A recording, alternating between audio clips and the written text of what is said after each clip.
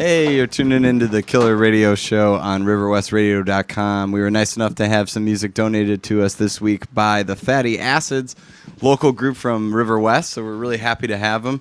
We're going to start off the show by playing some of their music and get things set up here, and we'll start and tell you about some really great things going on around town and some awesome comedy shows. So enjoy the music.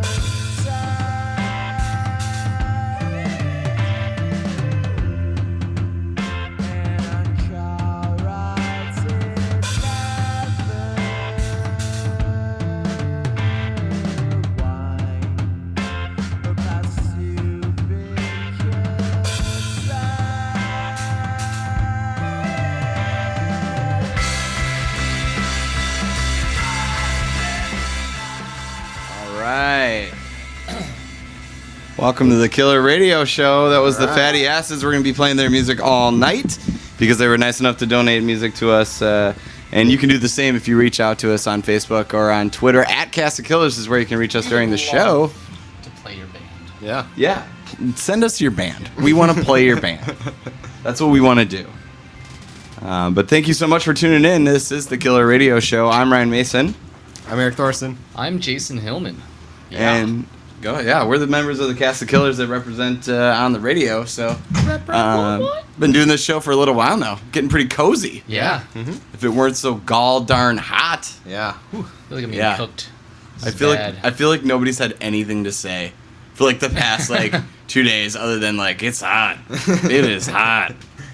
Have you guys been dealing with it or what? Yeah, I don't have any air conditioning. I have abandoned pants. Mostly, yeah. That's been my ladies. Ladies. Yeah. What do you do to stay cool, Eric? Other than that shirt. My work is air conditioning, so sometimes I wish I was at work and be like, the only time it's ever happened. How hot does it have to be? Yeah. Yeah. Right on. Yeah, I have one air conditioning unit for my bedroom, and it's I'm confined to that space unless I'm able to go outside and be, out in the elements. But I've been surviving. I'm okay. Yeah, my last 2 days have been kind of a nightmare because I'll work in the early morning for a little while. Yeah. And then it'll be cool, and then I'll go to my room, take a lunch break, and then I'll never want to leave again. Like, Yeah. we need to get this done. I think that can happen in about a week. So you've got like one air conditioner in Yeah. your house and it's in your room. It's in my room, Oh man. right on my face. Yeah, my brother has Great. been staying with me lately. Like his room, no air conditioner, and the bedroom, the window doesn't open. So he's Well, got he doesn't that have an going for him. affinity for clothes, so he should be fine. Yeah, I mean, if that's any incentive to get the hell out of my house, I don't know what is. So, What's up with Lael? Lael? Hashtag Leo. Lael is he's got a job interview tomorrow in Madison, so he's doing that, and he's working his buns off, working his little buns off. In Madison. He- What's in his Madison? day consists of asking me to buy him beer, and me telling him buy your own beer, and asking when we're gonna go disc golfing, frisbee golfing, and me telling him I don't know, I'm busy every day, and then him going okay, and that's about it. And then he scuttles off to his room to play PS3, which I tell him is making his room hotter, which isn't apparently making an impact on him. But, He's got to get to the top of those charts somehow. yeah, He's got to oh be yeah, a winner at something. that's right. He's pretty good at video games. What does he play? Basketball. Ah. Or like sports games. That's all I have really.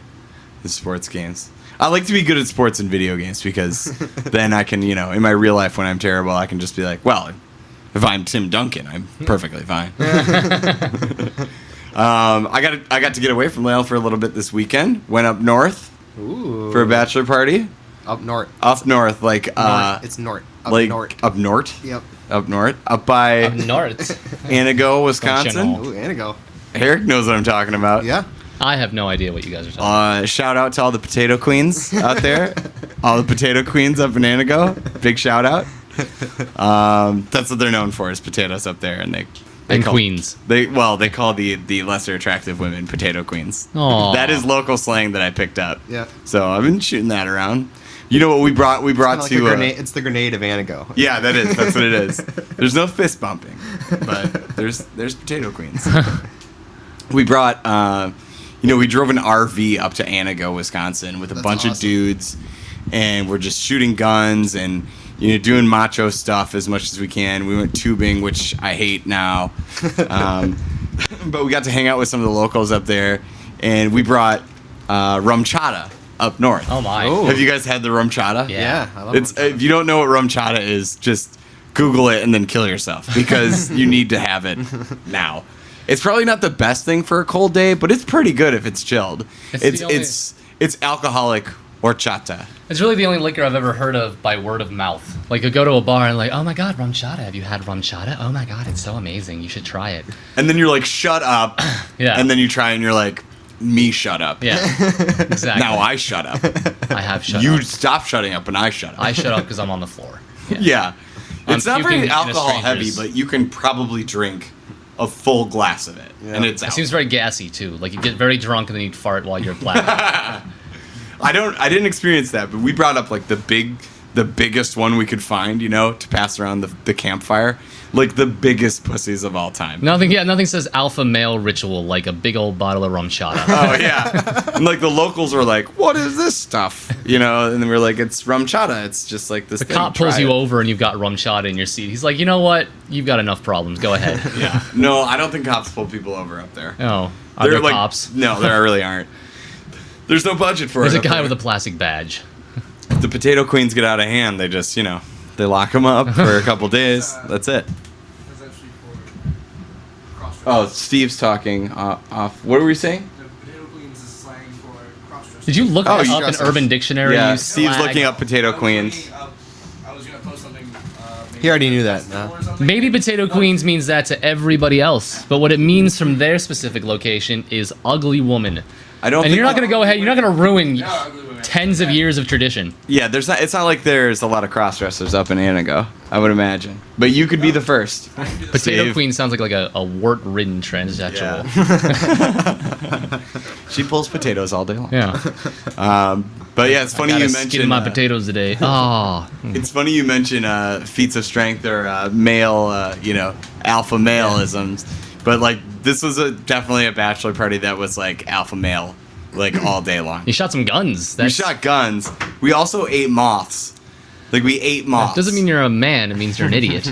Yes, I realized that afterwards. But one guy specifically decided that it would be cool to eat a moth. And apparently he had done this before as like maybe it's a party trick. I don't know what it's for necessarily. Is that what it takes to get laid these days? Eating moths? But like up north, there are huge moths. Yeah. So we would grab one, and he was like, "I'm gonna eat this," and we're like, "That seems like a terrible idea." And then he'd be like, "I've already committed to it," and we're like, "Nobody's gonna think less of you. You caught a moth. That's impressive." But he just, bow, right in the mouth, chomped it down, Ugh. and then chased it down with some beer. And then every one of you did the same thing, establishing who's dominant in that group. Well, yeah. Well, then it became about how many moths you could eat, but That and how big escalated they were. quickly, didn't it? Yeah. No, it did escalate very quickly because I remember distinctly at the beginning of the night being like, I am not going to eat a moth. Like, I am up north to have fun. I can drink some alcohol and, I'll shoot a gun to show my masculinity. It's like a Republican who watches an Obama speech and switches over. Like, all of a sudden, Yeah. you're like, you know what? You've got a point. Yeah. Moth eaten. Smash cut to like 2 hours later, 6 Miller Lights, and I'm like, I'm eating a moth. I'm doing it. I'm eating a moth. And I did, and it was not pleasant. As it wouldn't be. It was kind of like one of those like one chomp and then down the gullet. And was it fluttering in your mouth? I was pretty drunk. It wasn't the fluttering. That's a good question. It was the legs. The legs kicking like, back and forth in your mouth was like, oh man, I need to do something now. Ugh.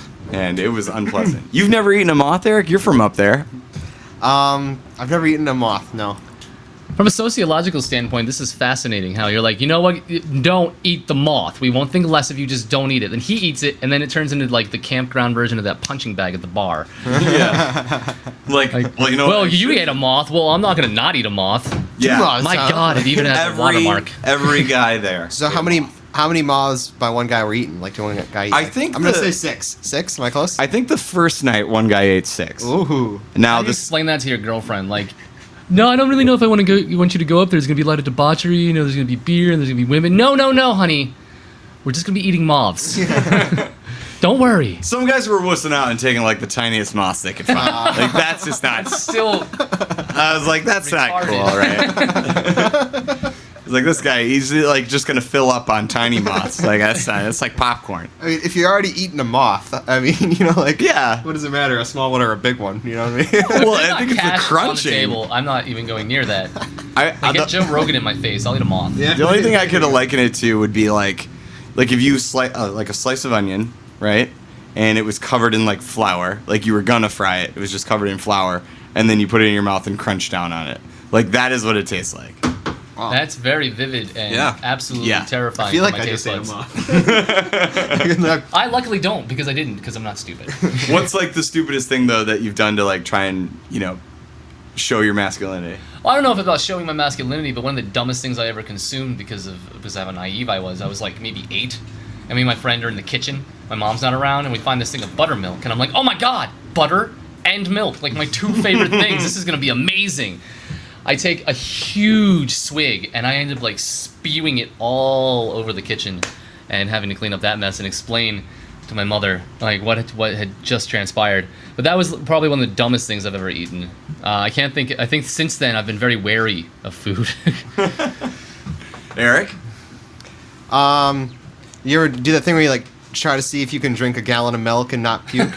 You Yeah. ever do that before? Yeah. I did that. That's what I think of. How'd it work out? I got like a third of the way through, and then I started puking, and I was like, enough of this. One of my friends bought strawberry milk, and it was disgusting. Oh really? Yeah, like puking strawberry milk. It's like coming out of his nose like strawberry milk. Oh, It was so gross. Oh, I was just saying your levels are good. It sounded like okay. you were talking loud because to mix up the levels. I made Eric wear headphones today just to put him in my shoes. Yeah, yeah. And now he's shouting at me like a crazy person. I've Well, made it's weird 'cause terrible it's- meals that I've committed to. That's the What? thing. I've made terrible meals that I've committed to. Yeah, I've done that. Oh, I have a good story about that. I one time was like, now I cook. I can cook. I'm good at it. And if I did have a friend over that I wanted to cook for, I would be totally comfortable. But when I was younger, I was trying to impress a girl. I cooked for her, and I was like, I'm gonna make tacos. I'll make like chicken tacos because maybe girls watch their weight or some shit. I don't know. Right. So like I was making chicken tacos, but I went to the like Mexican grocery store and I bought like chilies and adobo sauce, which are really spicy. Like if you don't take it easy on them. Yeah. Usually people like puree them and use them, sparingly. I threw a whole can in with the chicken, and like I was still cooking, and I had made her a nice plate and like dressed it all up and dropped it off, and like I was like, I'm just gonna finish cooking and then I'll be right over, which took about 10 minutes, and then I just looked back and her face is just like bright red because it was so hot, but she was too sweet to like say like, you're trying to kill me, like you were trying to kill me. Was there a second date? Oh yeah, she ended up being my girlfriend for a long time, but probably never would eat a taco that I cooked for her again. I went to Outpost earlier and got like a severely pepper encrusted salami, and I just chopped it up into little bits, put it on crackers with some cheese, and I thought, all right, this won't be that bad. My lips, I sweat. I was in my air-conditioned room with it on high. I was sweating so much, it was obscene. Like I had just exercised in some fashion. Yeah. It was so obnoxious. My lips are still kind of numb. Really? It was just so, the it was, peppercorns? Yeah, it was like it had like this was this thick. Of pepper. Yeah, just like an inch and a half of just sheer pepper crusting.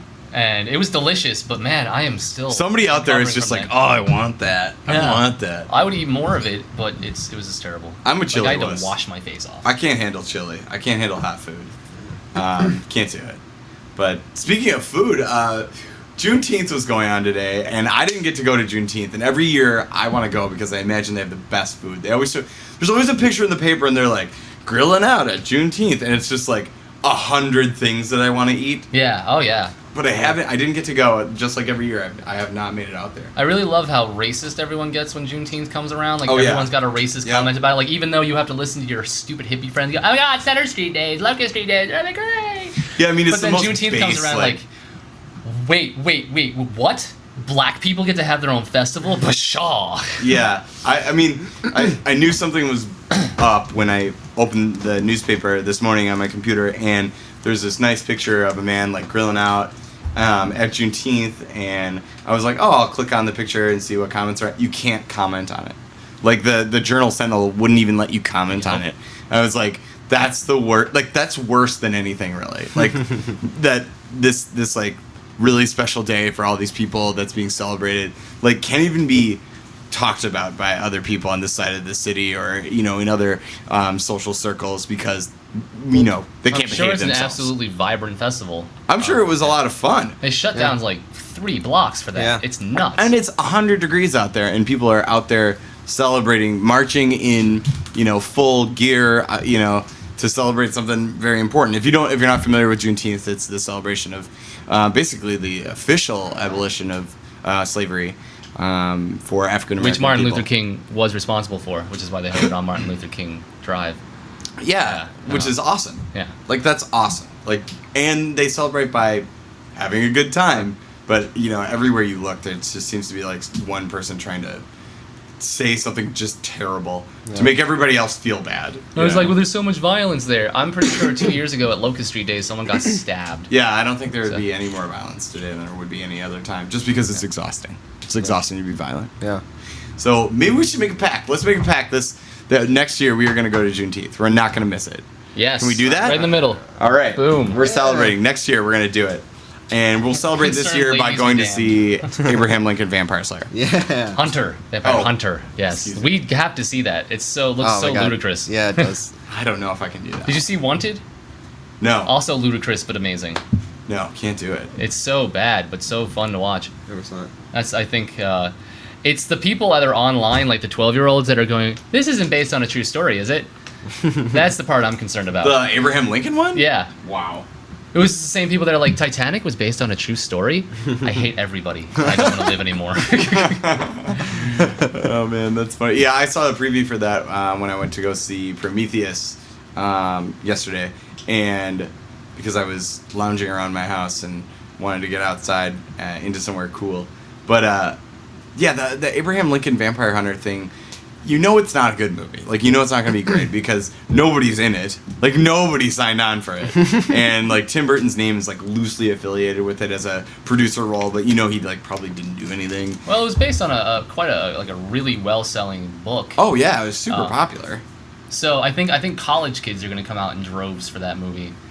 Yeah, really? You think so? Yeah, you I might think be right. because I think there's a weird sort of revisionist literary history thing going on right now, where it's popular to take the mashup culture, which was about taking Yeah, that's something true. that was really good and making it better, is now just cramming stuff together to resell it, which is reboots, remakes, and all that. And like Vampire, that whole Empire Plunter. yeah, Abraham Lincoln Vampire Hunter is just an offshoot. It's written by the same guy who wrote Pride and Prejudice and Zombies, which like really kicked it all off. And then Sense and Sensibility and Sea Monsters. I mean, this is Right. already literature. He didn't have the decency to write something new, but it was fun to read. So where do you draw that line? And now they're making movies out of it. It's so strange. I wonder where they go next. Like, how like dry of a like literary piece can you really do with monsters? Like Pride and Prejudice is obviously dry, but it's very character driven. Yeah. Like, can you do like Wuthering Heights and werewolves? I can look it up, Steve. See if it's been done. Yeah, this is the Like- Great Gatsby and Megatron. The Great Megatron. Gatsby versus Mothra. Yeah. Yeah, I would love for it to like get so far down the line that they're just like, well, we don't have any monsters left, and we also don't have any books left, so we're really Dante's sorry. Divine Water Park. Oh man. And the 13 circles got frillies. But are you like upset by the fact that they're appropriating like a classic literary thing? Like, because that doesn't bother me at all. No, I'm not upset by that. I'm just upset by the dearth of original thought going on in culture right now. That's what upsets me. Like, Yeah. can you come up with a new idea? That'd be fantastic. I'm sure But there are appropriating a silly ways- I hear historical they're great figure. too. What's that? And I hear that they're great too. Absolutely, like fun reads. It's just I want someone to come up with an original thought, Oh, good luck. which That's- is why I'm really excited for Batman, which has never been done by anybody. Yeah, right. Speaking of original thought, you're not going to probably get it here on riverwestradio.com. Well, maybe outside of our show. Clearly, tune into the other shows that are on. There's a lot of great things going on here, and the guy before our show that always has guests, always is bringing in folks, so please tune in. I don't know the exact name of his show, but you can find it on the website at riverwestradio.com. Hey, tweet us your original thoughts at Cast of Killers, #Killer Completely Radio. original thoughts. And we'd love to hear if you like the Fatty Acids, if you have thought about any of the shows that we've had recently or have coming up, because we have some really great shows that are coming up that we'll talk about later in the show. You got any tweets in right now, Eric, or no? No, not right now. No? So get them in. Get them in there. Yeah. I know you're sitting in an air-conditioned room. Don't act like you're outside in this. Yeah, definitely. I can tell you that I went to see Prometheus yesterday, right? Yeah. So, but that's not the real story about yesterday. Yes, I ate moss this weekend. That's not the real story from the past couple days for me. I had my toenail, quote unquote, surgically removed yesterday. So that was pretty Quote fun. unquote, because it's only local anesthetic. Yeah, it's like local anesthetic. I know that I have to say like surgically removed, but it wasn't impressive enough for that. Right. Ouch. But you were there when I heard it. I was. You were. He heard it in the Field of Glory, actually. Be ballin'. Yeah. In shot calling. Really taking it to the hoop. Yeah. I think it was all those complex leg moves you were pulling off. That was really impressive. Lane Price from Cooper Draper, or Sterling Cooper Draper Price. I was like holding my glasses weird and, pouring myself tea while playing basketball. And then I hung myself. So, Yeah. spoiler alert. Spoiler alert. Yeah, Yeah. it just looked like it was bruised and it would heal. Yeah, it's like I Apparently, went like, into. crushed it. I saw a podiatrist for the first time. And like, my podiatrist, super cool guy. Underrated field. Yeah, underrated. They're doctors. I mean, like, that's all they have to tell you if they're trying to pick you up at a bar, right? But they, like, took it off. They injected my toe with stuff and just ripped it off, you guys. I wish you could have been there. I wish we could have been there. Too. Do you have it? Can you keep it or? No, I was going to mail it to Damon. This is what I was going to do. Legitimately, I was going to mail it to Damon, but I was too embarrassed to ask if I could keep it to do that. I think if you had explained the purpose of your wanting to take it, they would have been all right with that. Maybe. I mean, they seem like cool guys. What kind of note would you leave for David? Like, Here you go. Happy Father's Day. The rest is coming. That something like that. $5,000, or I'm going to send the toe. How was Prometheus? Prometheus was good. I liked it. Neither of you guys have seen it yet? Nope. Nope. Prometheus is the Alien prequel from Ridley Scott. Ridley Scott. Yeah. I really liked it. It was like a real sci-fi movie. Yeah. Like I can't say that I've seen like a real sci-fi movie in a long time. No, absolutely. And it's kind of hard for you to not describe it completely now, isn't it? Yeah, Yeah. I think that they did a great job of putting out characters in the veins that don't need explaining. Like, here's this guy, here's this person, and you know who they're supposed to be by some of the one-liners that they're doing. Yeah. And in other movies, you might say, well, that's kind of lazy, and we want to get to know the characters. But in a sci-fi movie, they really wanted to spend the time doing like crazy stuff. So they didn't waste a lot of time with a character development, and I didn't think they needed to. But the things that they did do were just insane and really fascinating and really well done from a technical standpoint, in my opinion. Nice. So I would definitely suggest going to see it. And I look forward to it's scary. Like my legitimately girlfriend looked scary. at me in the movie theater and she's like, "Are you scared right now?" Because I'm like, I had the, like holding the hands up, I'm not looking. I'm just covering my one eye. But like, holding her hand, squeezing it. yeah. She's like, "It's just a movie." I'm like, "It was good enough to put me there." That happened to me during, I don't know, have you ever seen Cloverfield? I've Yeah. watched it subsequent times, like at home, but like when I saw it in the theater, the way it was shot, like kind of handheld camera, we Yeah. were caught in the middle of it. It was so well done. Like I was literally like on the edge of my seat, like no, bad light, no, what are you doing? What are you doing? And like it was really what's the word I'm looking for? Visceral. It was very visceral. Yeah. Like, I had a very Visceral. I felt like I was gonna come out of the theater and get handed a gun. Like I just watched a propaganda movie. It was so like okay. Yeah. I mean, that was true of Prometheus too. Like, that was very like, it was visceral in the sense that like there were things going into people's mouths and like their arms were being like maybe like ripped off or something like that. And that to me is more scary than like, oh, this person got chopped through with a sword or Yeah. like maybe they're in some sort of, but then the suspense really led up to you being actually scared, which was cool. That's Alien is one of those movies I wish I had been young enough to have seen that in the theater when it first came out, because I mean the sci-fi movies up until that point have been You mean young primarily enough or B movies. old enough? Wait, you're not old enough for that? I wish I had been. Yes, I wish I had been. I wish I was 45. Okay, just for that. Yeah. Just for Alien. Yeah, just to have watched that for the first time after seeing B movies for the last 30 years deal with sci-fi, and then just sit Yeah. there in like complete suspense, because that movie's freaky still. Ugh. Yes.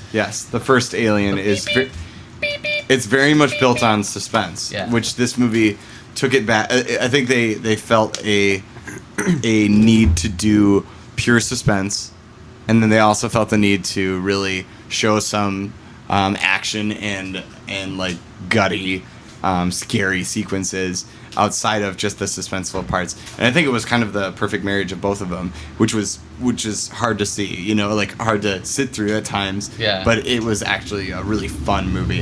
I think it's a fun date movie. I went with my girlfriend. We had a really good time, and I think it's a fun, like, are you scared? Are you scared? What scares you? Right on. It was really cool to do. Speaking of action-packed, heart-pounding thrillers, I saw Moonrise Kingdom Oh yeah. yesterday. Did you see it in theaters? Yeah, it's at the Oriental right now. Finally, Look at you. Did you have a date? I did. Look at Did. you. I know. Sorry, ladies.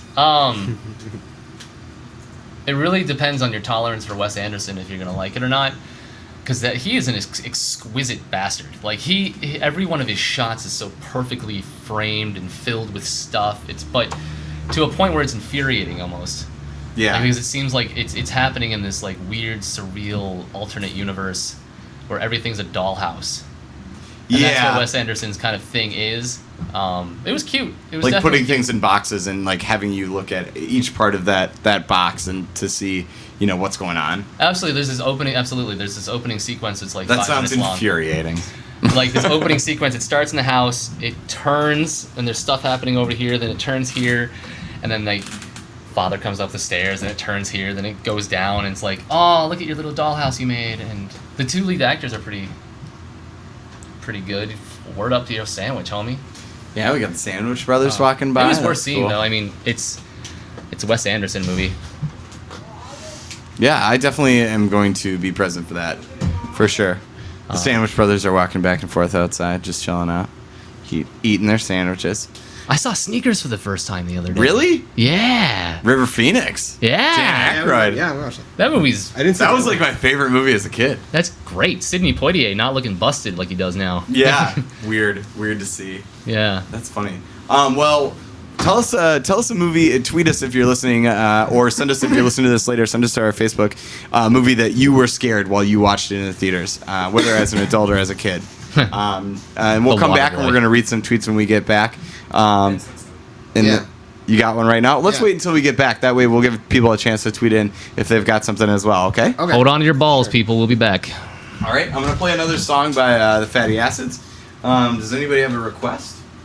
I should say that this is only off their album Leftover Monster Face.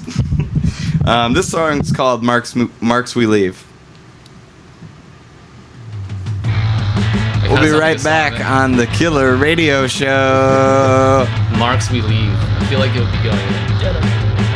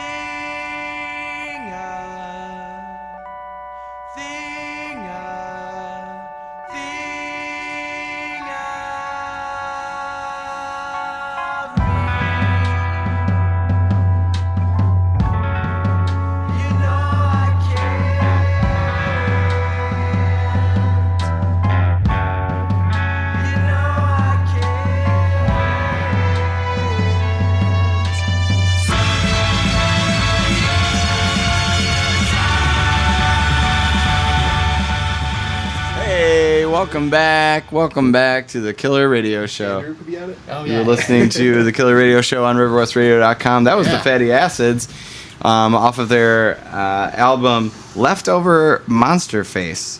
So go pick that up. You can actually find them on their Bandcamp website and actually download that for free if you want to. So I would highly suggest going out and stuff. Yeah. downloading their album. You can just search in Google the Fatty Acids Bandcamp, and it'll be right there for you. And go out and see them. They're a River West band, and they're touring right now. I believe they're in Ohio, so go see them if they're in your neighborhood. They're a totally fun live band too. So Little bit something like you want to see. Cradle of Filth meets Katy Perry. Sure, why not? Yeah, why not? I'm fine with that. Welcome back. Make sure you're tweeting us at CastKillers, hashtag Killer Radio. You got any tweets, Eric? Yeah, let me check it out.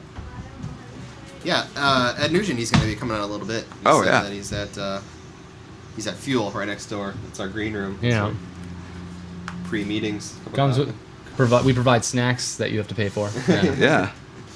Any more? Anything else? No, I think that's it. Oh, I'm going to tweet out right now that we're on the radio to get people to listen. I think you guys can do the same as well.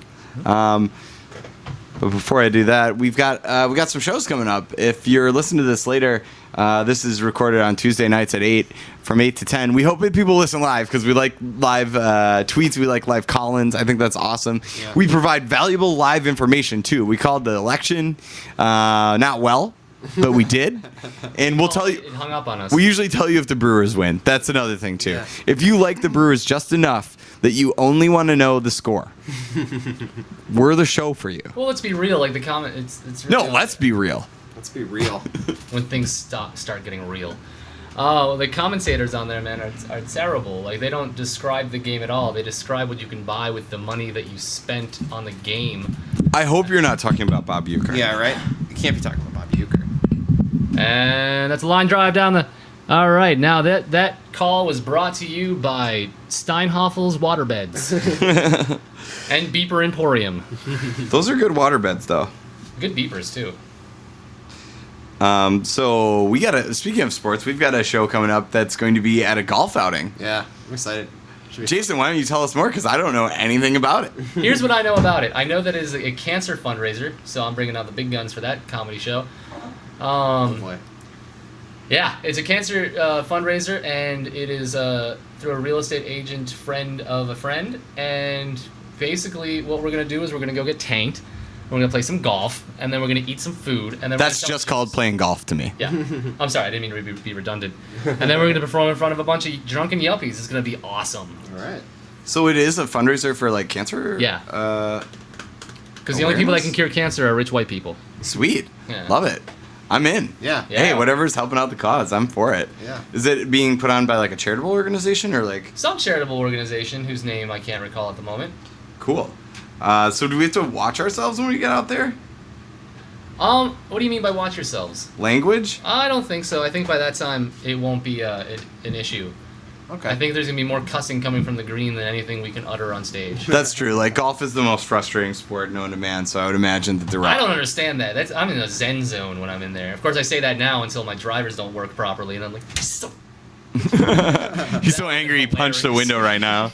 That's great. Yeah, I don't know. I don't get angry. I kind of like am able to laugh at myself when I'm playing golf. Do you get mad when you're playing golf? No, because I'm so terrible, I would just like never play again. It's just nice to be out there. It's just nice to like have fun and just get drunk, walk around, Play some golf. play some golf. Yeah. Yeah, I'm excited. I haven't done a show that would be, considered a corporate gig or a charity gig. Yeah. I guess I've probably done shows that are associated with some form of charity. Mostly because I'm not getting paid ever. But I'm excited for it because I love golfing and I like being at places where people are happy to have a good time and throw back a few beers and have a good laugh. So I'm prepared to bring it. I've got one golf joke, Yeah, so yep. I guess I'll do that. have no So do I. golf jokes. I have one golf joke too. You do? Yeah. Do you want to share it? That's that's a Alright. great joke. I'd rather not share. I'm saving it for. Oh, okay. Don't never heard don't that spoil joke? it. No, I'm sure I've heard it. Ryan doesn't really listen to anybody else on stage. Try not to. Try not to. There are some comics that I will purposely stay in and want to watch. Chastity Washington. I always want to see what she's doing because I think she's one of the funniest people there. I like the comics that write a ton and always have new stuff. Like, watching Tony Tudor is a lot of fun because it seems like he comes up with a new idea that's really funny, really often. And then I like watching the people that I perform with a lot to see if, what are they trying out that's new or what's changed about this joke, like you guys and Damon and Lara, just to see, what are they doing now that's different. I think I can find a way to watch pretty much anybody that's in the scene right now that we perform with. There are times where everybody checks out and goes out and has a cigarette because you've seen things so many times, but I don't think there's ever people always say that, oh, do you hear the same jokes all the time? I hear the same jokes a lot, but I'm there enough to hear the differences between what they're doing. Like Jason, I know I've heard some of your jokes backwards and forwards, but you change them enough where I'm learning from what you're doing. So that's Thank you very much for appreciating my inconsistency. You do change them though. Like I know you make a concerted effort to change jokes. Yeah. Which I don't do as much as you do. And I think I admire that. I think we're just at different levels. No, that's what I mean. How dare you? Different stages. I had a lot of jokes that I said verbatim time and time again, and they worked. And then I just got so Bored. goddamn sick of it. I was so tired of my jokes. Like I wanted to take a hiatus, and I decided to start rewriting stuff and add different details, different tags. So it's something you do once you realize that you have the formula down and you know what you're doing. Yeah. You'll feel free to experiment. And if The level we're at though, there's no joke that's sacred. You know what I mean? Like there's no joke that's in my repertoire, even if I think it's like one of my funniest jokes, that I wouldn't be willing to at least deconstruct a little bit to say, let's try this a different way. Well, the best part is when you go, I have jokes that I haven't said in years. When you go back with a different voice, with a more mature voice, a more experienced voice, and you take this joke that you thought was garbage, and you just say it. Just even saying it out loud, you're saying it in a completely different way, and you're like, oh my god, this is funny. And nice. Yeah, when we did that show in Green Bay, I thought it was so refreshing to be like, I'm gonna break out some really old jokes, and like I'll do them, and I remember how I thought I did them, but I'm sure I'm doing them a little different now.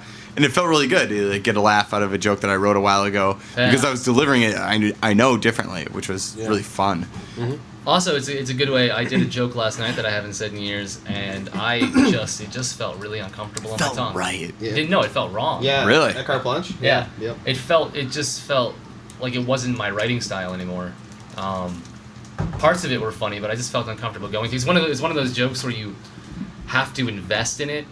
Even if it's not working halfway through, well, guess what? You're stuck Yeah. finishing the joke, and I hate that now. Plus, I mean, you haven't told it in such a long time too that you forget like exactly how it goes. You know what I mean? Like off the fly. You're just Yeah, and that's a weird experience going through a joke that is that long, and then you have to invest in, and then you forget stuff in front of 6 people.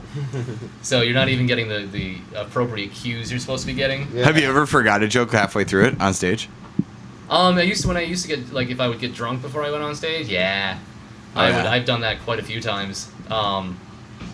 Only once in serious circumstances, but for the most part, yeah, like, that happens at the open mics all the time. You'd be like, and then blah, blah, blah, blah, blah.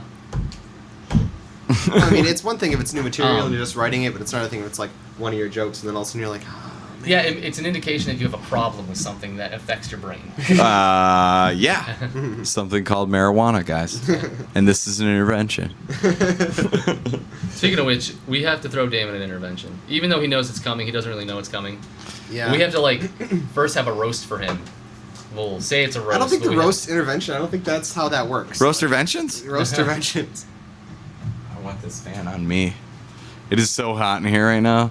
I'm just like sweating through all my clothes and my hair. I want no hair right now. I imagine that's why Steve Breeze cut his hair off and is not wearing a hat anymore because he was too hot. I know. I'm like doing all kinds of crazy shit to try and stay warm. Like how many showers I'm taking a day is like staggering. Yeah. I'm taking 2 showers a day no matter what. Just like, oh, it's too hot. Shower time. Libraries, Libraries, definitely. Yep. Yeah, but those have all those books. Yeah, the books. That's not good. Finding reasons to go to stores just to wander around and buy like an apple. Like go to Whole Foods for like 2 hours and come out with like a Perrier and a pear. Like that's my life right now. Totally fine though. Totally fine. I've seen people like my neighbors are sleeping on their deck, like outside. You know, they put a sheet up on their deck and they're just like sleeping outside. which is totally fine. Like, that's fine. I just imagine waking up in the morning and being like, oh my God, I'm in direct sunlight. Yeah. I know. I've seen a lot of calls on Facebook for like, does somebody have an air conditioner or an air conditioned room? Can I come sleep on over? your couch. Yeah. It's one of those kind of summers so far. Hopefully it dies off a little bit. I mean, last summer wasn't this hot at all. No. Last year was just weird in general. Like, the winter was really mild and the summer was really mild. It was kind of like all in the middle. I didn't actually feel like we had seasons last year, except for It was great. Yeah. And this winter season was so mild for Yeah. so long. And it'd be like 40 one day and like 80 the next. And Yeah. It was awesome. And now I think we're being punished. Yeah. I don't know. Maybe it's just getting us back to being the hardy Milwaukeeans that we're supposed to be. Right. Like, hey, deal with a little heat for once. Well, that's the thing about the winters. Get I outside. think like winter's kind of a penance period. Like for all the nonsense you pulled throughout the year, like winter's when you buckle down and have to like focus on your sins.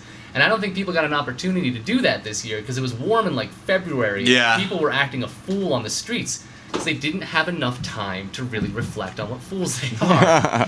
Like, So you think the mild winter staggered our growth? yes, I think it. Yes, I think I can buy that. I buy that. I was acting a fool for sure. Because like, oh my God, I don't have to wear my winter coat. It's February 3rd. Oh yeah. All right, let's do something stupid.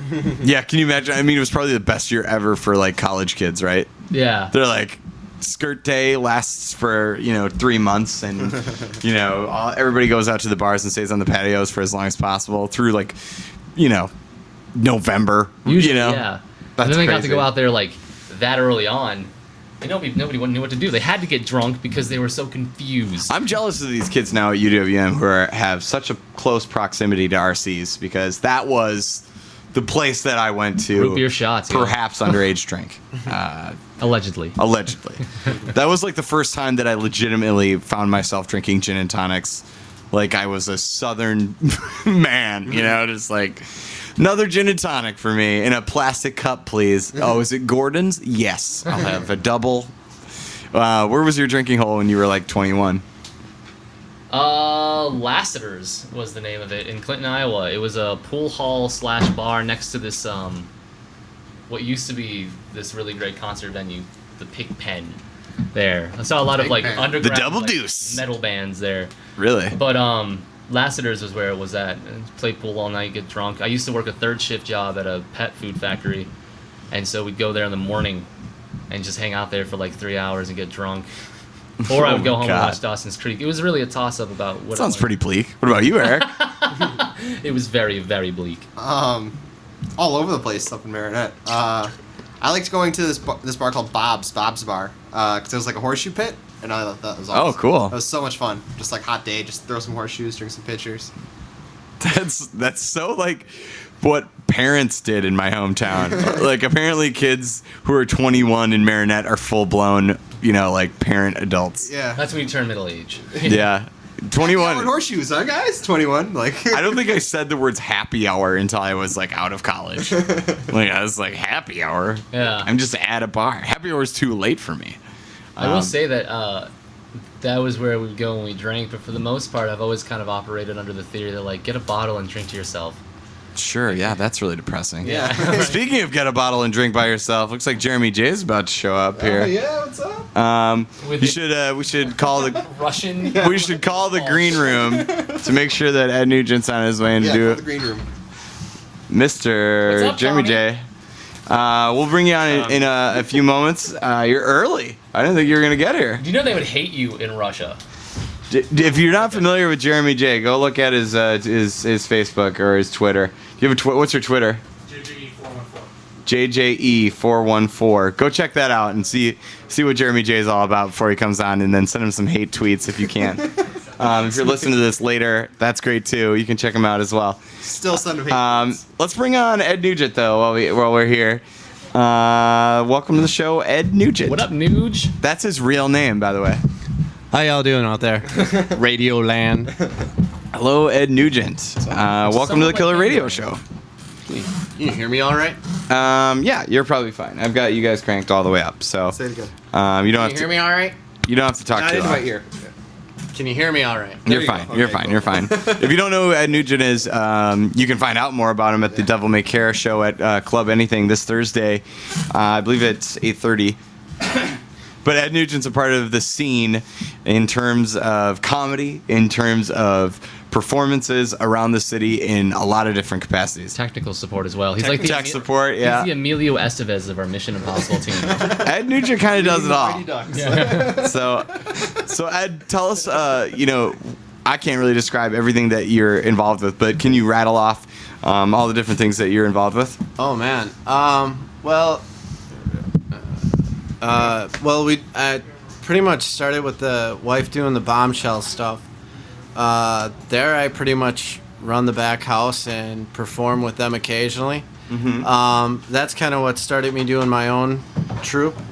That I've started running since my the guy who started it with me, his side job took off, so he's doing good, so he doesn't have time. But and the Bruce City Bombshells, is that right? Bruce City Bombshells? yeah, it's Bruce City Bombshells. That's the wife's troupe. And that's a burlesque, That's burlesque. troupe? Yeah. Correct?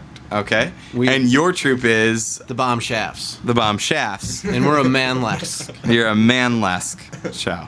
Yeah. If you can, the Burlesque. the big difference between what the girls do and what I do is I typically take. It's a penis.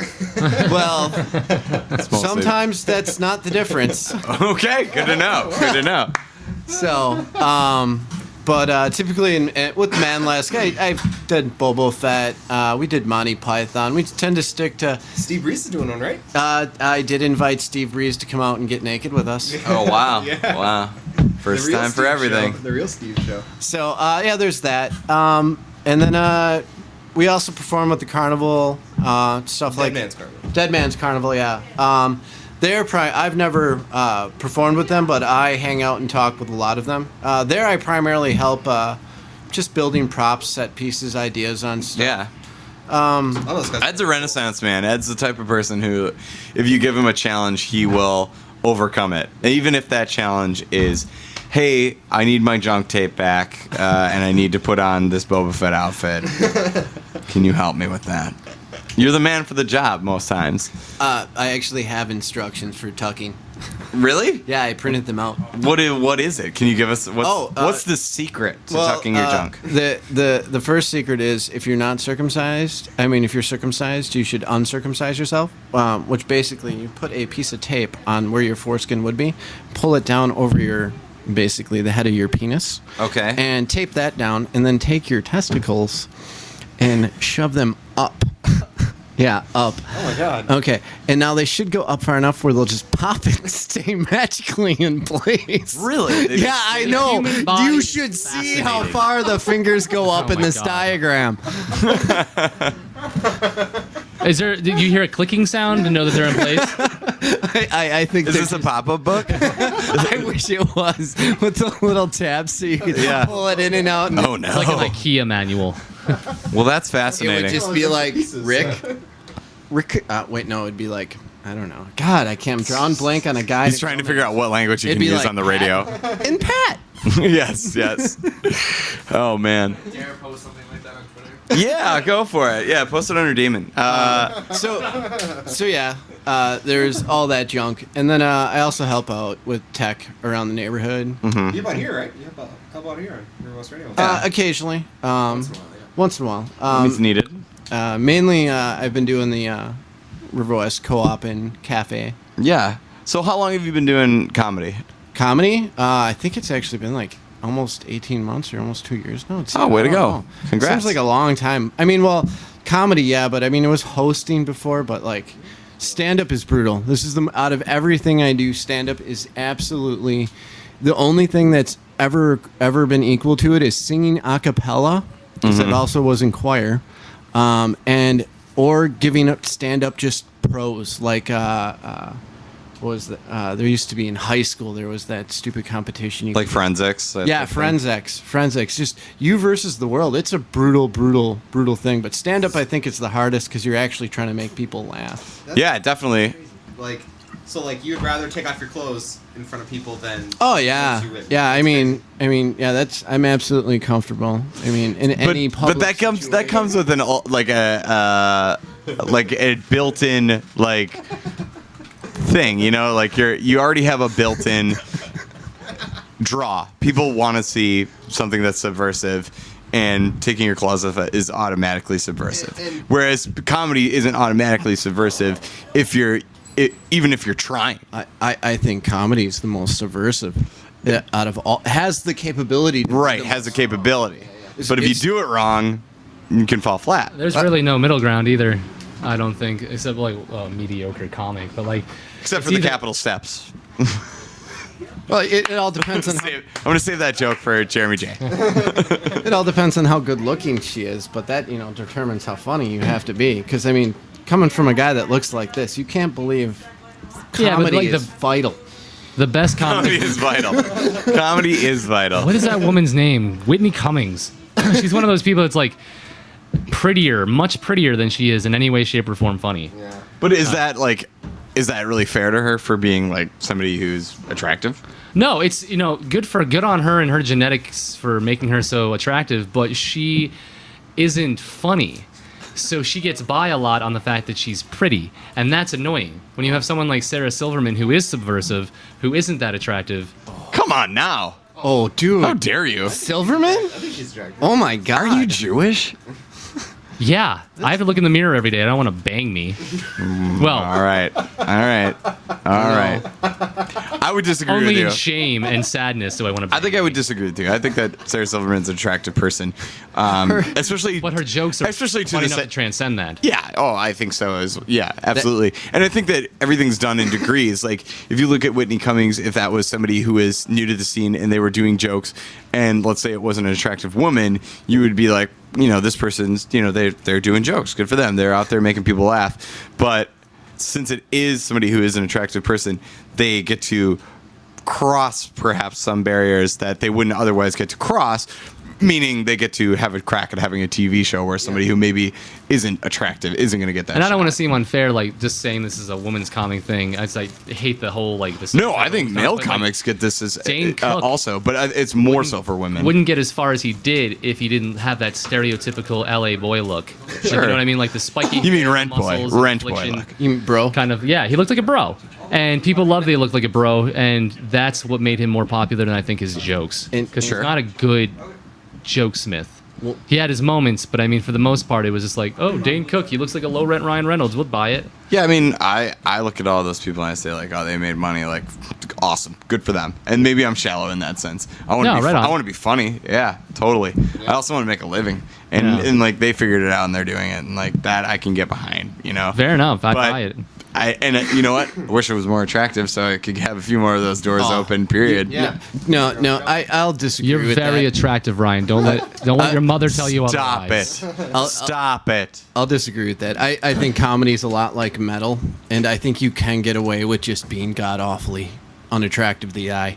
I think sometimes. Oh yeah, you can. And I mean, Rodney Dangerfield's a classic case of Jesus. That guy's life was terrible. He was a siding salesman. Right, but he was $1 million making siding salesman. Yeah. I think back then, though, like back in the 70s and like late 60s, it was not really appropriate. Dangerfield's look was in? It wasn't really appropriate for comics to be attractive. It was almost like part of the act, especially in the 70s.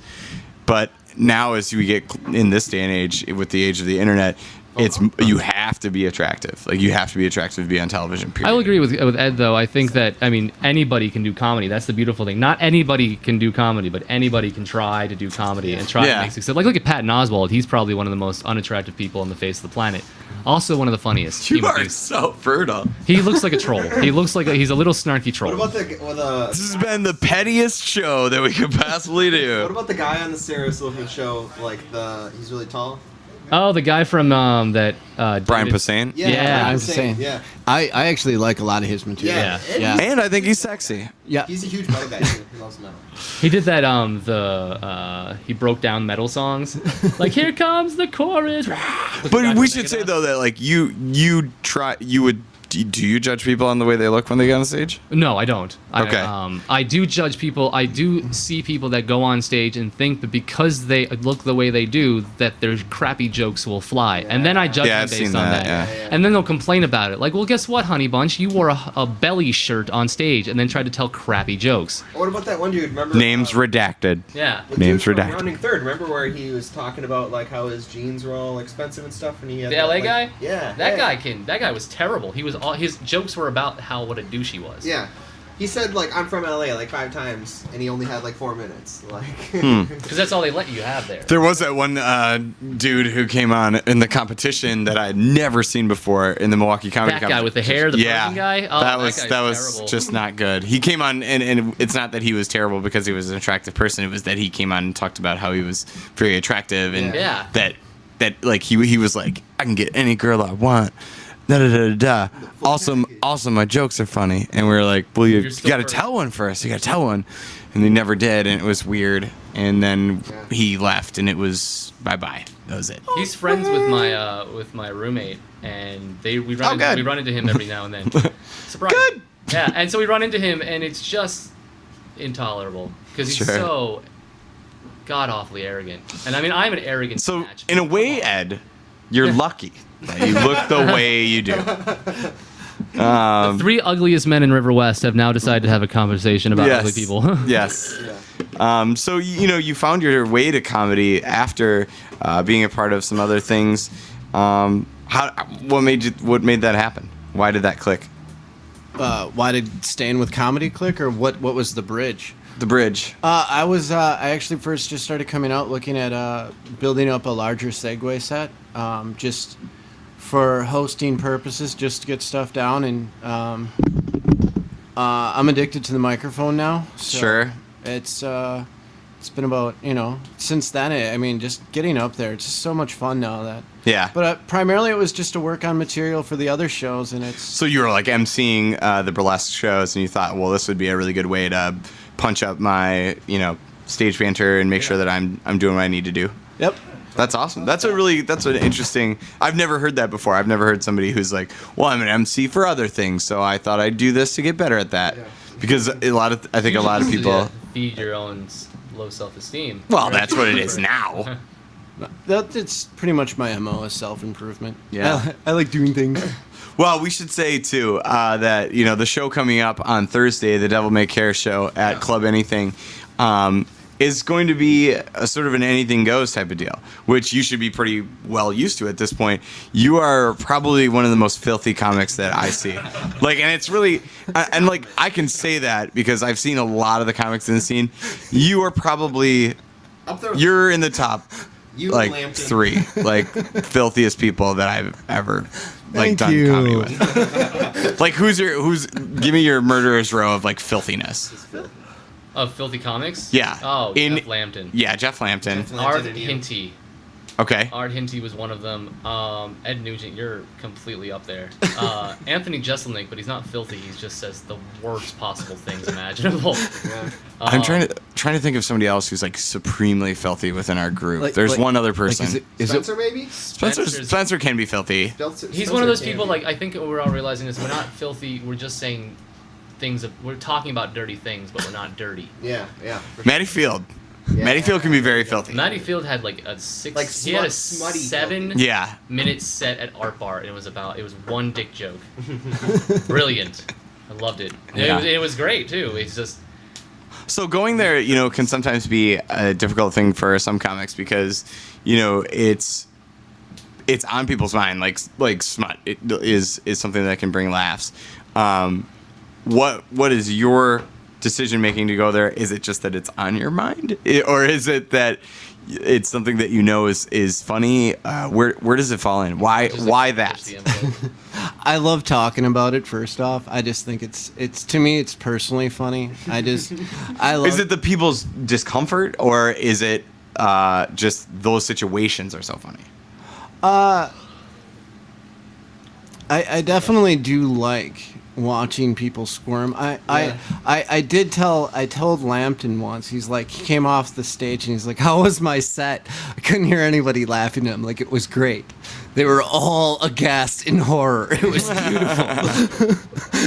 And he was like, "All right, it went through." And I'm like, "Yeah, it's sometimes, laughter is very silent and in the head, cowering in a corner, holding on to itself, crying."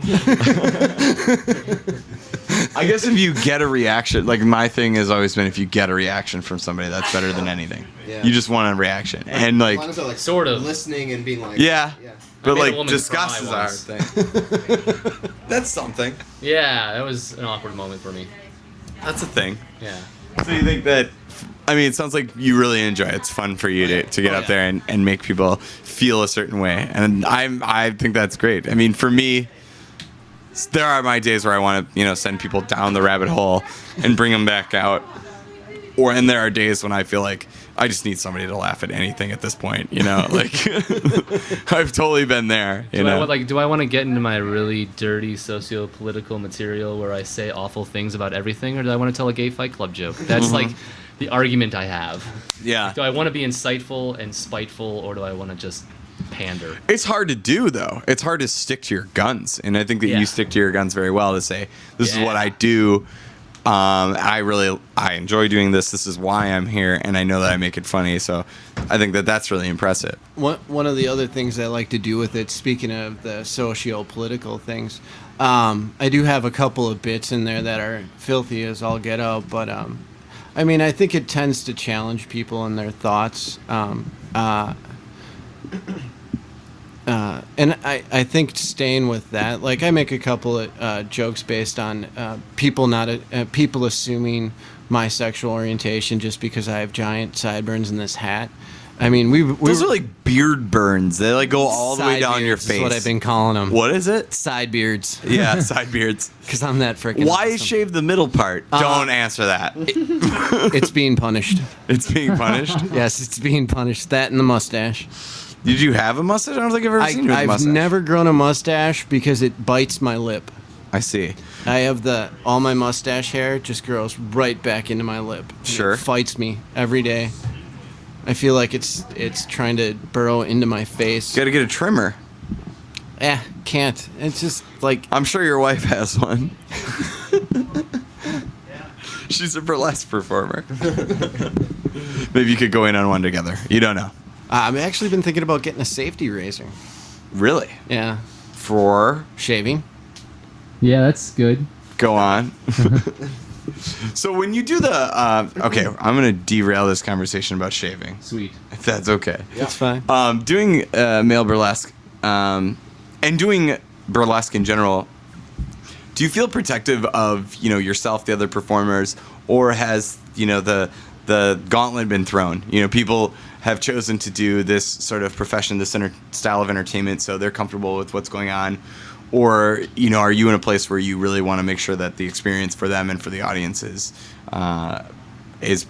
pleasurable? Or is it, your money's at the door and you're in, so anything goes? When I perform for burlesque, that's really just all for me.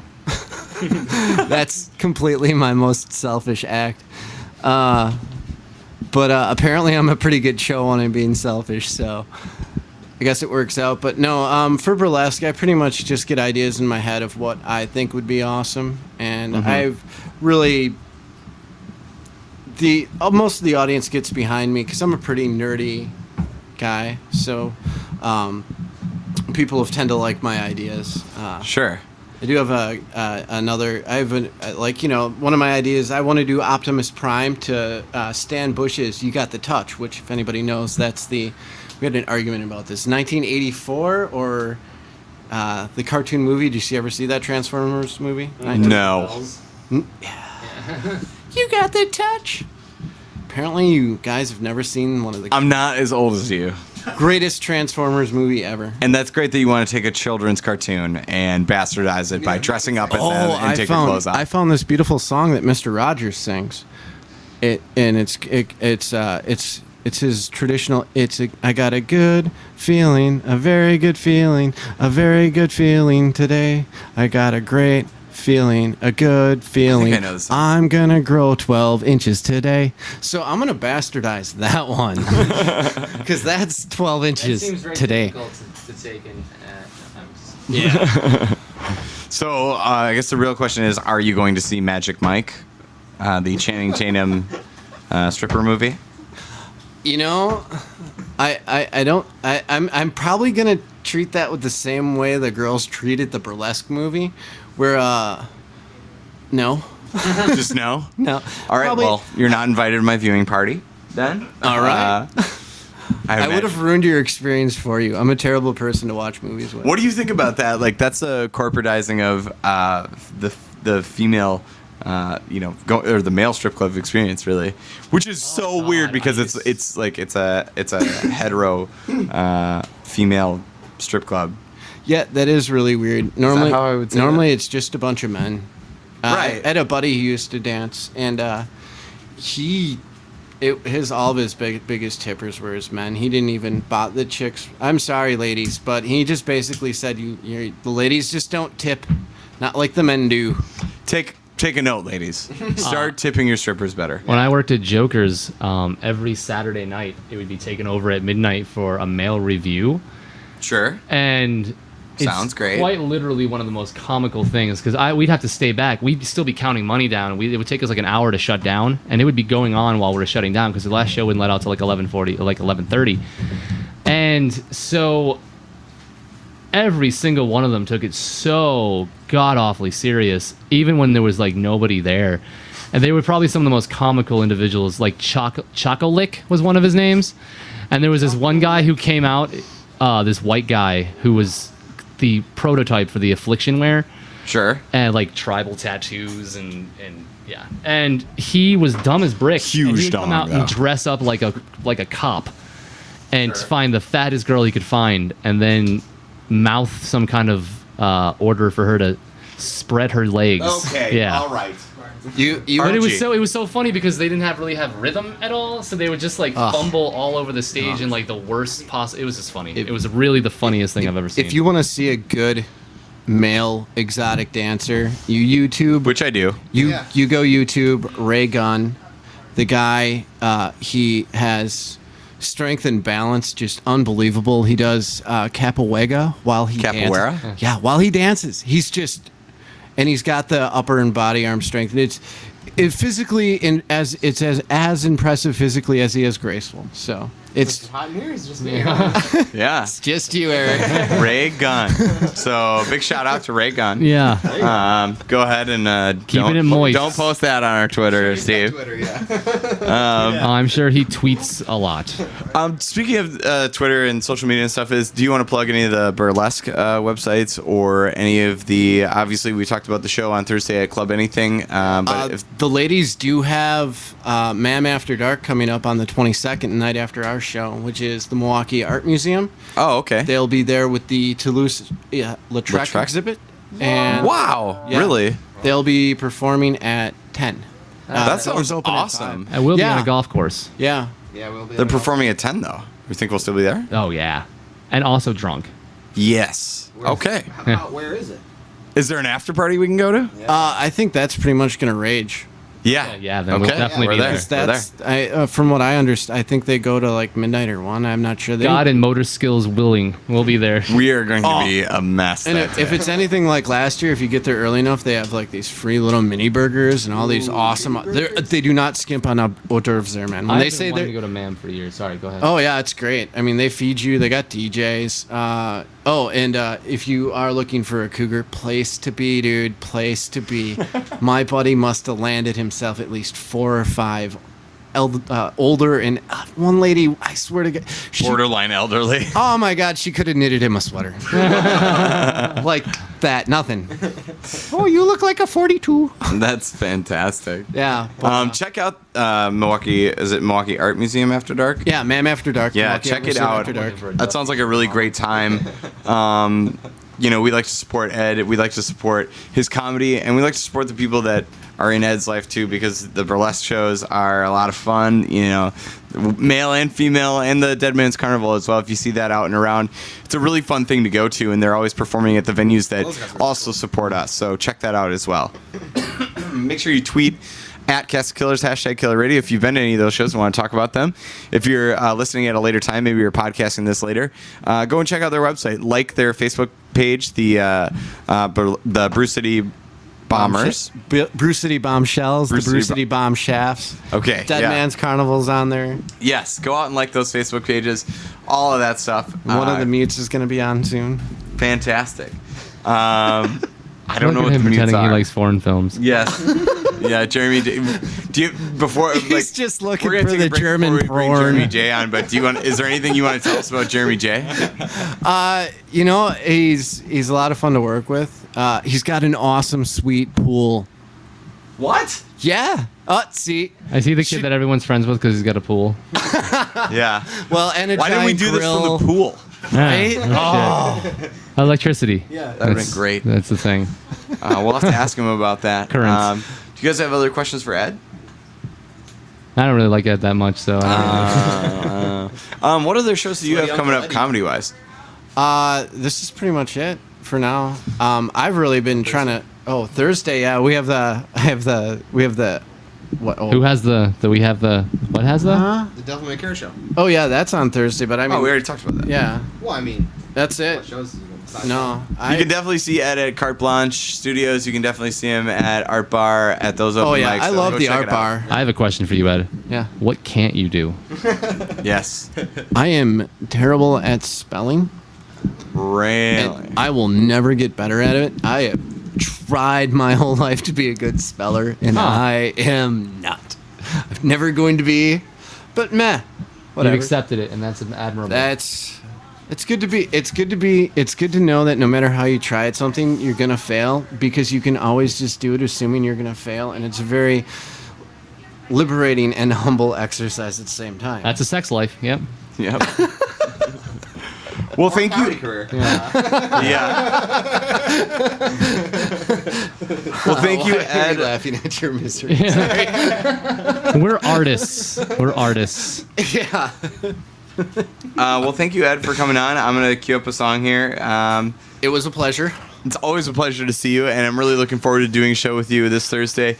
I'm looking forward to see how crazy you get, because it's the normal guys that are always the ones that are prone to go off. Aristocrats. Yeah, I've never done an aristocrats joke, and hopefully we'll talk a little bit about that with Jeremy J, because I'm dying to hear out more about what we're this supposed to be doing. baby's his brainchild. So thank you, Ed. We're going to play another song from the Fatty Acids. And come check out anything Ed's got going on. If you need any further details, tweet at Cast Killers, #Killer Radio. Going on. The song's called Football Team. This is by the Fatty Acids.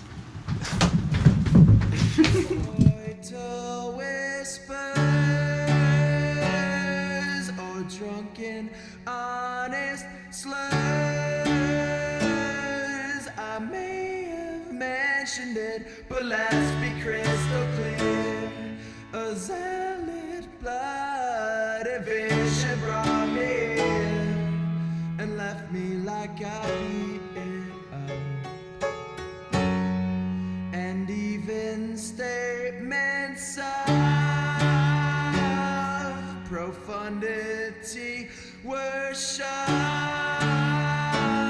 Skinny and dressed like you were behind glass, walking mannequin.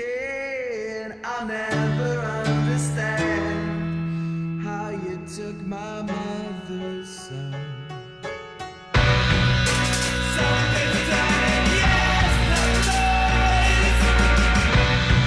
and living creatures something living in the earth.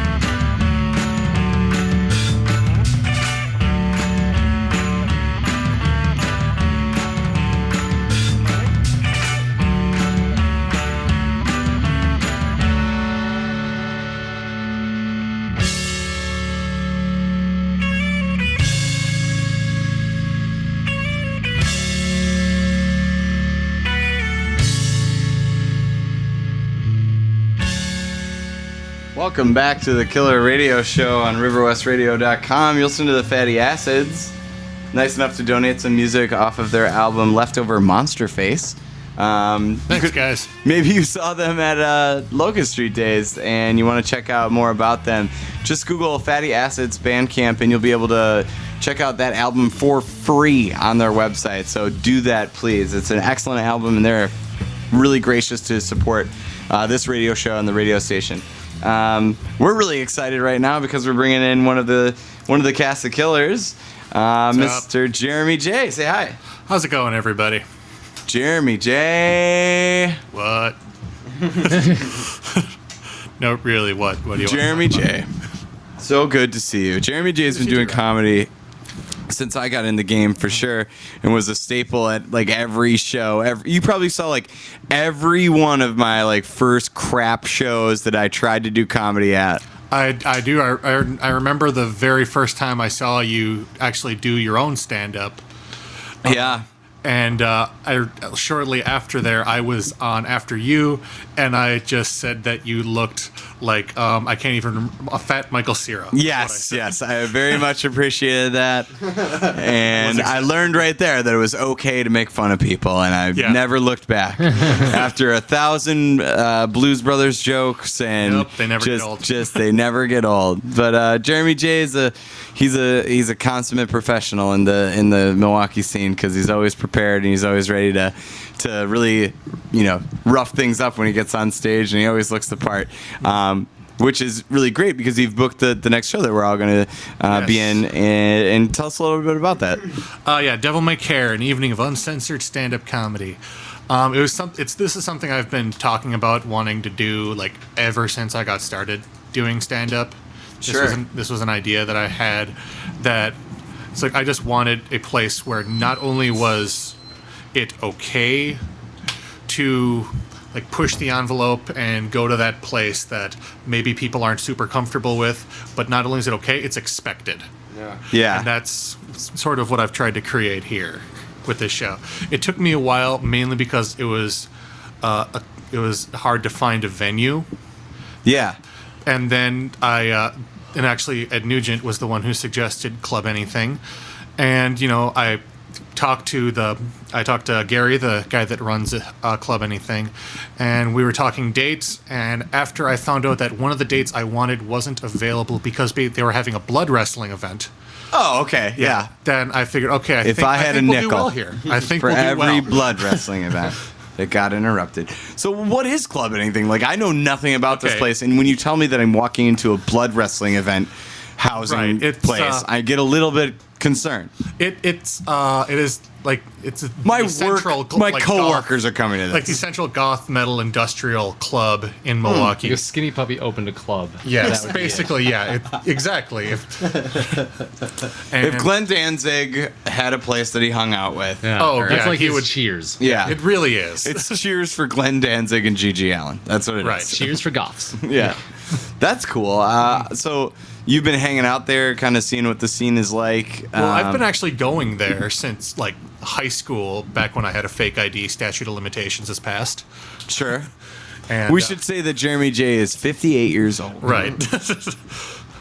Doesn't look a day over 42. I know. Really. Have you been to this place, Jason? Yes, I have. You have. For actually, what? a friend of mine, one of my best friends back in Iowa, he performs with this band, Human Something Experience. Excrement? Oh God, I know what it is. Puke?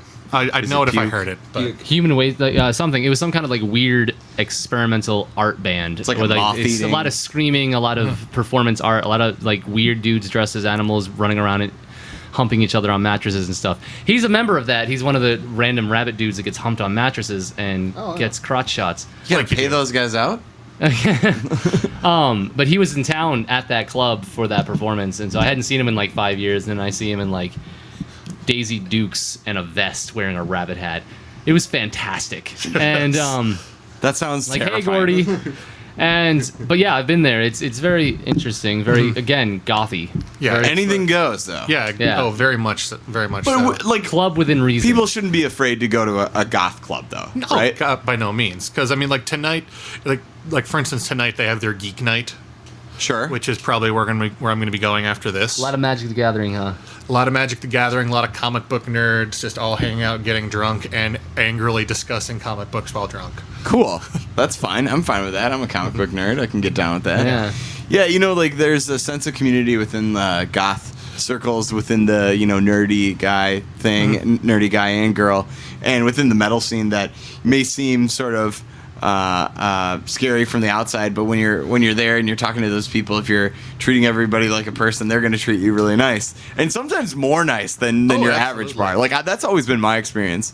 I went to a goth bar in New Orleans, and it was like a vampire bar, and in New Orleans, and everybody there just head to toe got the fangs, they got the long hair, the duster, top hats. All like that Van stuff. Damme and Hard Target. Could not be nicer. Not like. Can I buy you a vodka and blood? Like just nicest people like you'll meet. Like Bloody Mary, right? Yeah, right. So they'll punch you if you make that joke. Yeah, I'll bite you if you make that joke. So it makes you want to do comedy that no. like stretches the limit. Well, basically, it's just because I am just in myself as an individual. I am not right in the head. I never really have been. Because it's so misshapen. No, it's actually perfectly spherical. I don't know if you've ever noticed. That's almost terrifying. Yeah. Wow. I've got like Charlie Brown head. Circle head. Yeah. That's good. Yes. That's great. Like a baby. But no, I'm and the golden head. Da Vinci's golden head. Hey, I know them. Anyway. Walking past. Sure. I'm very easily distracted as well. But no, and it's the sort of thing that it's, every once in a while things will go through my head and I wish I could say them out loud. And basically on stage with a mic is the only place that you're allowed to do that. So Club Anything is the only place you think you can tell people that you like Sex in the City? More or less, yeah. Okay. So you're saying that this is a place where, even the darkest recesses of your brains are going to be oh, yeah. accepted. Oh, Recess yes. is probably That's great. term. It's probably good that you're not doing the show, Eric, because you'd have to, have a brain. Just say Eric's off mic so I can say those things to him. Hooray. No, I'm excited because you've got some people on the bill that definitely have that in them. retort. They've got it in them. Jeff Lampton, who's been on this show before, friend of the show, Jeff Lampton. Yeah. Yes, Jeff Lampton.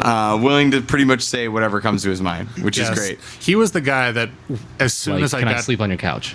he was the Yes. guy that when I booked the show, I'm like, okay, I need to get Jeff, and if I can't, it's almost not worth doing. Yeah, definitely. I mean, especially for somebody who's going to headline. Yeah. Like, you can't really have the Club Anything show. And even though you have people in the community that are super funny, like Chastity Washington, you couldn't necessarily have her headline a show where it's going to be at a goth club. Yeah, She would I would kill. love to see She would that. I would Murder. love to see her take that. Please have her headline. But this next. is... She gets queasy, like when Ed was talking about, like, Ed has a couple of really gross jokes, and Chastity's one that gets really queasy and uncomfortable and laughs. And like, Yeah. Yes. So I maybe that remember would one play. time- Yeah. Yeah, I remember one time Ed was doing his DVDA bit, and I don't know what like the regs are in terms of what we're allowed to say. Just Google it. yeah, okay? just Google it. Great band. And Mom, don't Google that if you're... Ryan's mom totally Google it, especially if you're. she at doesn't work. need to Google it. Oh, boy, guys. Oh, boy. But yeah, like I remember he was doing that, and Chastity was just. And Chastity, like half of her bit was reflecting on Ed's set. Yeah. That was like half her set that night. That's funny. Yeah, maybe just having her close after people let out the debauchery would just be worthwhile to see. y'all are nasty. God bless. y'all are nasty. God Y'all bless. muffin effers need Jesus. God is a good God. Protect me. Have a good night, guys. I'm just the decor there. I Yeah. think would terrify her beyond all reason. Is it really gothic? Is it like really industrial? There are like devils and skeletons and hellfire. I would love to everywhere. see Anthony Washington Really? in that place. I do not know what to expect now. I'm excited. Halloween. Because I'm gonna just be me. I'm not gonna go in and change my attire. Or Oh, anything I wouldn't like that. expect. I would not But expect you to. I love any crowd. Like I love crowds that are happy to be there. And it sounds like Yes, this group's and- gonna be excited. And I mean, and like because I asked you to do it because of your crowd work skills. To be perfectly frank, and that's just going to be silver platter. There you go. Yes, I'm sure there'll be some people in the audience that are ripe for the picking. Yes. That's fine. That is totally fine. I'm excited for the aristocrats part of it too. I'm really excited for that. Oh yes, my big hook, the aristocrats. Sure.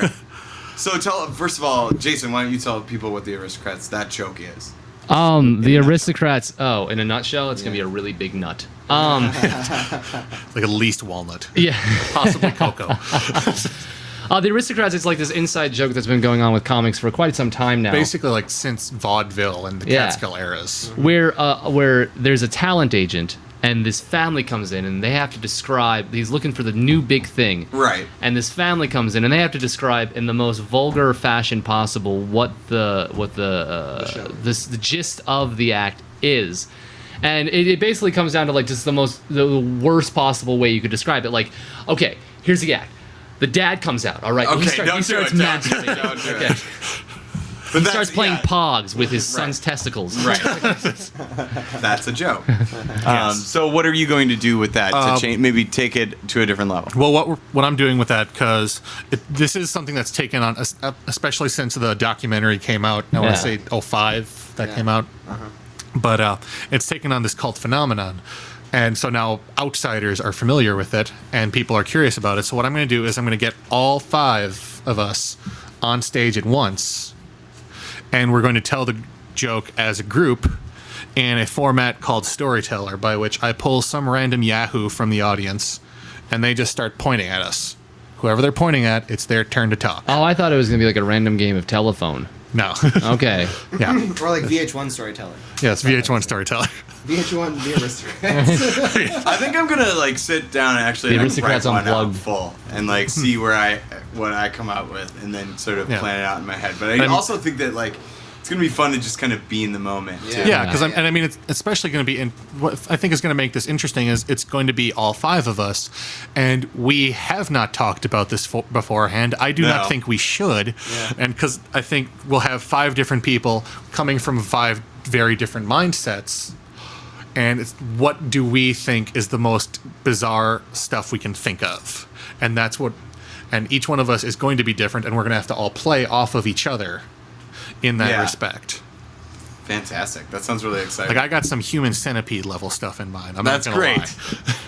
That's funny. I take your human centipede and raise you an antichrist. Ooh, Wow. you are on, my friend. Look, save it, guys. You're gonna have to be around. Raise you a dancer in the dark. Oh, Ugh. Less gross, more emotionally traumatic. yes. Oh man. And then the daughter just cries at the corner for 20 minutes. That's Wednesday at my house. Yes. That's gonna be fun. It's real fun. I can't wrap my head around exactly what the experience is going to be, which is why I'm excited about it. Yeah, this is going to be a very unique experience, and I'm really one thing I'm really excited about this show is in the promoting that I've been doing for it. It's for this bar skanks. Yes, partially Goth bar for skanks. partially for the goth bar, not just goth bar skanks. There's a lot of flyers at Hot Topic. There. If they were, they should weren't. be. If they were, they weren't from me. But like for basically the promoting I've been doing for it is rather than the reason I haven't been at like open mics at all recently, even though I probably should, is I've been out at other places, just talking to random people. And because I was curious about something, and I asked people, are you a fan of stand-up comedy? And the response, oh yeah, I love stand-up, blah blah blah, talking about all these comics they like.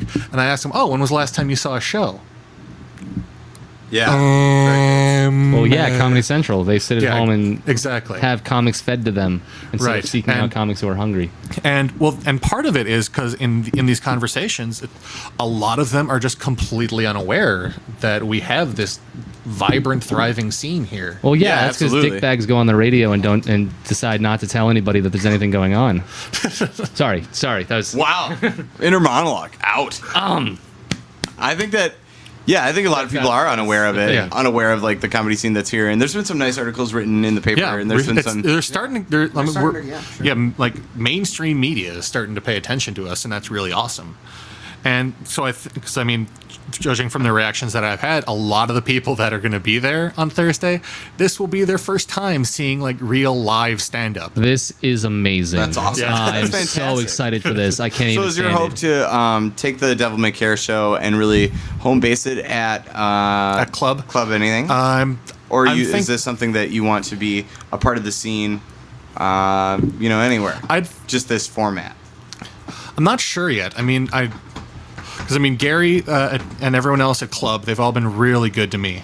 Okay, great. In the promotion process, and part of me would honestly feel bad trying to take it anywhere else if it's like the least bit successful. Well, it kind of sounds like, from the very It's beginning in when the you made that perfect flyer. place. Yeah. Like it's in the perfect part of the city too. Like if you're looking to go have a night out, you could do a lot worse than like the Mexican restaurants on Fifth and a comedy show by the Cast of Killers at a totally cool and new place. Margaritas and Mayhem. Let's Yeah, do it. like Oh, go God. get margaritas at this fun, mariachi Fuente. band Mexican place, Yeah. authentic Mexican place. Walk across the street and go to Club Anything where there's going to be chains and devils on the wall. Get your and, face melted. And hear a hilarious comedy show from a bunch of people who are working really For hard. $5. For $5. Like that sounds awesome. Like Yeah, I think that's a beautiful thing about you might need a cab home after that. for those doing the math on that, that's literally $1 a comic. So you guys. I think that with this, and I'm making 50 cents. we're very, very generous to people in the city because we give them a lot of incredible comedy shows for a very low price. But they're generous to us in other ways. Well, yeah, it's the thing. Like it's synergistic. Like they love need us. them, Yeah, and we hope that they need us. and we value them so much that we don't overcharge. Not yet. Not yet. Like Someday. yeah. don't worry, we're getting there. No, get on the ground floor. This is going to be a really exciting experience. And, like, I totally am in love with this idea of having a show that's right in the belly of the beast of the Fifth Ward. Because the Fifth Ward itself is super diverse. I mean, you've got the goth scene, you've got the gay scene there, you've got the Mexican scene there. You've got so many things going on. Marco sounds like he'd be perfect there. He's actually been pestering me on Facebook the past week and a half or so, trying to get in on the show, and was offended I didn't ask him in the first place. Well, you're not. Like I told you before, those are his people. Like Yeah. he Oh, yeah. lives and breathes that scene. I've literally met the guy twice. And offer him the spot next month. Yeah, I mean, but But yeah, he would walk into there and feel like he was in Narnia. That's his place. Yeah, but I mean, the reason that the people that are on the bill is because of the level of trust that we've built, Yeah. doing shows. with- Favors I know you guys will bring it, and I know that it's going to be a heck of a thing. I can't Yeah. wait to see Lampton out there, too. Yeah. Oh, He's that's gonna tear it up. Yes. Because when he's in the zone, like Lampton, it's so weird with Lampton because he's so unpredictable sometimes, so wild. But when he gets in it, when he gets in his zone, which He's rocking. he's so Yeah. that guy's brilliant. I think it's really great too, not to be pat our own backs, but how diverse has this show been that we're talking about a show in a goth bar that we're going to be doing with Jeremy J, who's a member of the Cast of Killers and a pillar of the comedy scene here. Last week we talked to the Hurling Club in Milwaukee, talking about Gaelic field sports. And we've talked to the people from the bakery. We talked to James Barry and Chastity Washington on the show. I mean, it's staggering to go Earlier this show, those crazy leaps and bounds. we were talking about doing a cancer fundraiser at a golf course. Yes. Yeah. It's making the summer seem really cool. As soon as I got here, you guys were talking about tucking. Yeah. Yes. Well, it's something we all know a lot about now. Yes. So I wouldn't be surprised if I'm doing it right now. You don't know. I think we should continue patting ourselves in the back. I think that's really Feels really awesome. it's cool that you can come in and be a part of this too, because with Chastity, with James, with Damon being here, this group is doing really cool things. And you look at the shows that Chastity's going down to Chicago to be a part of the Just for Laughs. the Just for Laughs thing, Yeah. and they're putting on shows in Slinger, Wisconsin. That Eric's putting that on. Yep. I think that's super cool. So can you talk about just being a part of a diverse comedy scene that allows you to Yeah. kind of stretch? Well, I mean, not only is it something that it allows us to do, but I think it's a sort of gift of necessity in a way. Oh, yeah. There are so many of us that it's each person kind of has to figure out, okay, what am I going to do to be different? what's going to make this different. Whether like find it in a new location or you have a new angle or anything, whatever. Yeah. Is something that, and I think it makes us all better for it because of that fact. Yeah. I mean, it would be very easy to phone it in. It would be very easy to just say, and here's another show. Yeah. And we've all been a part of that show. Yeah. You know, we've been there. But luckily, like, our group doesn't necessarily have to phone it in. Yeah, exactly. We're too competitive with each other to phone it in. Yeah, exactly. And it's competitive, but not like in a mean way. No. Yeah. Well, I need to be better than Ryan Mason at all times. Well, That's the thing. Good luck. I don't need it. I'm talented. Go golfing. That's really Kill me. He's gonna that's kill me. really well put, though, Jason. I think that, or Jason, Jeremy, I think that's really well said. That like we all have pushed each other to be a little bit different, and we push each other to be funny. So if there's anything that we can say about this show is that it's going to be different, and it is going to be funny. Like those are the two things that I can, and hopefully I won't be too gassy from eating a bunch of Mexican food. So there is that as well. Work it into your Some act. rum chata. Just work it into the act. Yeah, like, oh, I'm sorry. Well, that was the thing you were talking about earlier. How you'll watch people instead of go out and smoke a cigarette. That's what makes it so fun. Like, I hate going to some open mics. Like, I have to drag myself out of my house to go to them, but I love going them and watching other people. Yeah, definitely. Like, just because it inspires you to like, well, okay, I got to up my game. Yeah. Because these people are good. Yeah.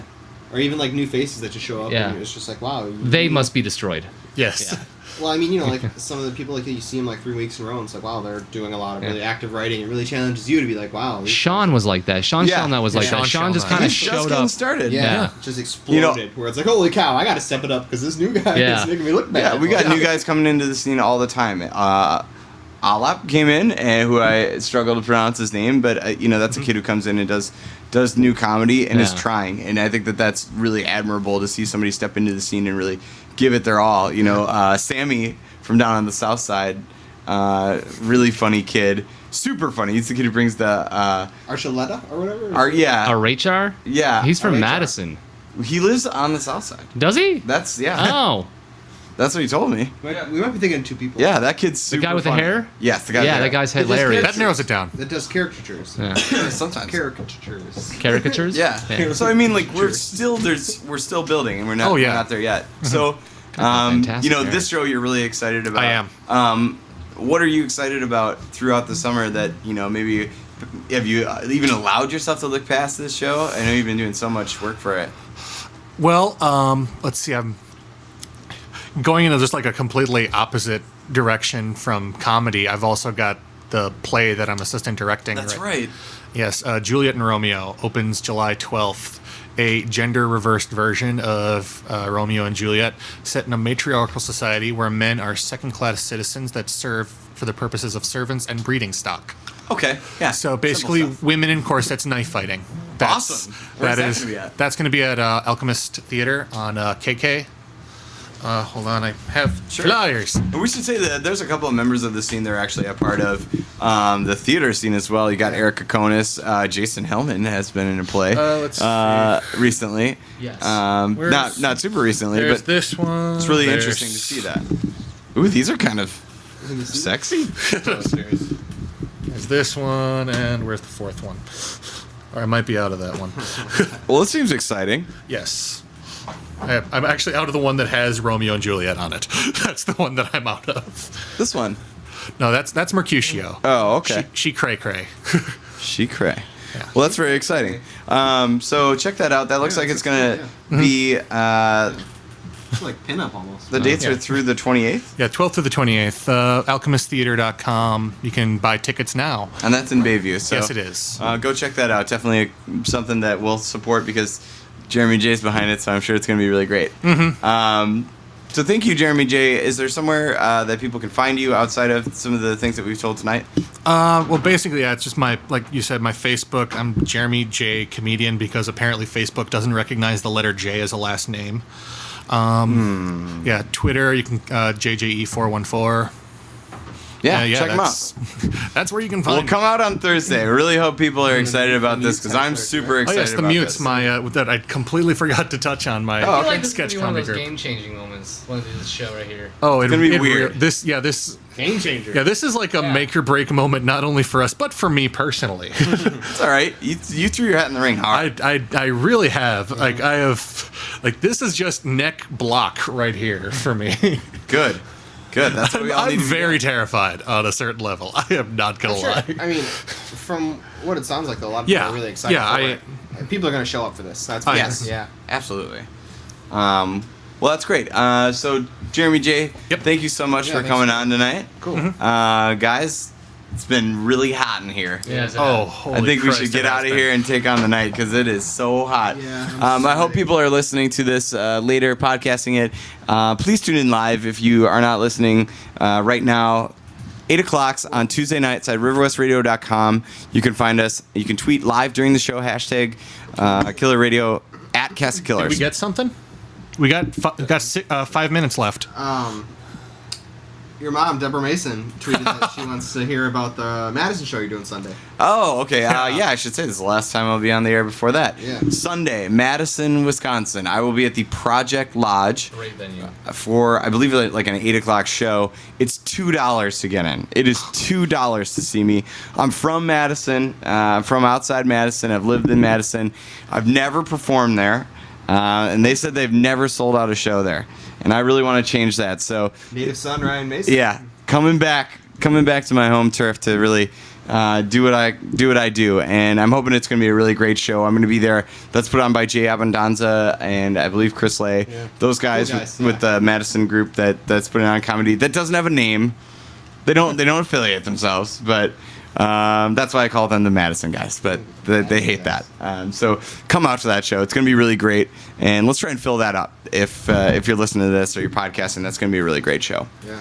All right, I think that does it. Yeah. It's You guys want to get out of here? It's super Yeah, hot. let's get out of here. All right, we're going to play one more song by the Fatty Acids. Check them out. And we'll see you Thursday, or we'll catch you next week on the Killer Radio Show. We'll see you Thursday. Bye. Be there. Peace be with you.